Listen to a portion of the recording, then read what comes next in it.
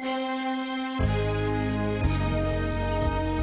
Washington, this is VOA News.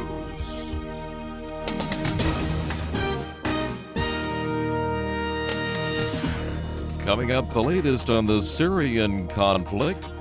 Nawaz Sharif's third time as Pakistan's Prime Minister. Hello everyone, I'm Steve Norman. Syrian rebels opposed to President Bashar al-Assad appear to have fought a rare battle inside Lebanon, exchanging fire with members of the pro-Assad Lebanese group Hezbollah. Predominantly Sunni Syrian rebels have threatened to attack the Shiite group Hezbollah in Lebanon, and in retaliation for Hezbollah sending fighters into Syria to bolster Mr. Assad, whose Alawite sect is an offshoot of Shia Islam.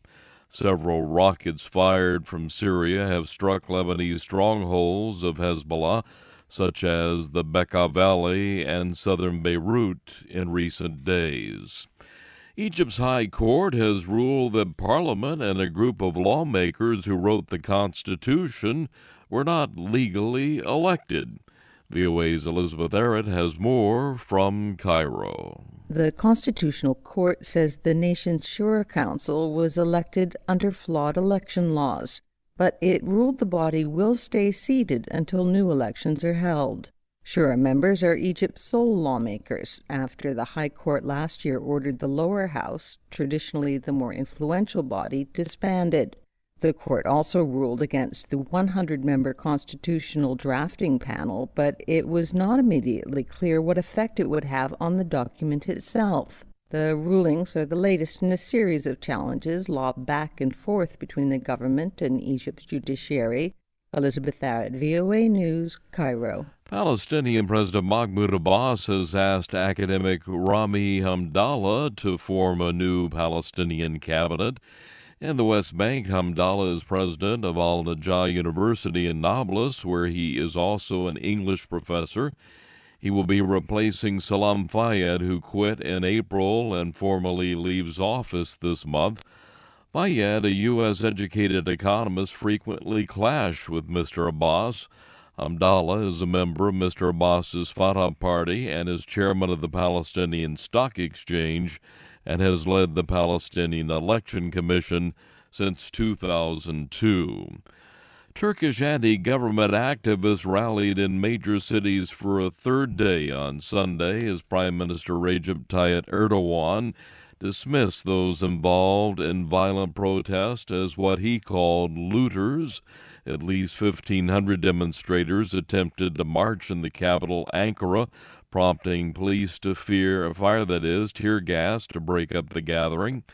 Hundreds of activists also returned to Istanbul's Taksim Square, the focal point of more than 90 anti-government protests across Turkey on Friday and Saturday. Thousands of Ethiopians have held a rare anti-government protest march on Sunday, demanding that authorities free political prisoners.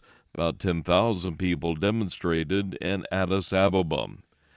Vietnamese police acted quickly on Sunday to break up an anti-China protest in the capital, Hanoi. More than 100 protesters gathered in the center of the city to demonstrate against a recent incident in which Chinese Navy vessels rammed a Vietnamese fishing boat in disputed waters of South China Sea. Pakistan's Prime Minister-designate Nawaz Sharif will review anti-terrorism cooperation with the United States soon after taking office. Ayaz Gul has details. The newly elected National Assembly on Wednesday will formally select Nawaz Sharif as the country's Prime Minister for an unprecedented third time because his political party, the Pakistan Muslim League or PMLN, enjoys a majority in the lower house of parliament. A member of the new parliament and key PMLN advisor on foreign policy, Khurram Dastagir Khan, tells VOA his party will waste no time in addressing the drone issue in view of the widespread belief among Pakistanis that such attacks violate the country's sovereignty and international law. One of the things that we're going to do in the first few days is to reassess our relationship with the United States in view of the war on terror. And part of it would be that drone strikes should cease forthwith. Drone strikes in Pakistan have sharply decreased this year. Ayaz Gul for VOA News, Islamabad. Japan will be providing $1 billion in aid over the next 5 years to northern Africa for economic development and humanitarian efforts, including help with security and counterterrorism measures. Japanese Prime Minister Shinzo Abe announced the assistance on Sunday. Strong earthquake on Taiwan left one man dead, injured several others, and panicked residents throughout the island. U.S. Geological Survey put the magnitude of Sunday's tremor at 6.2.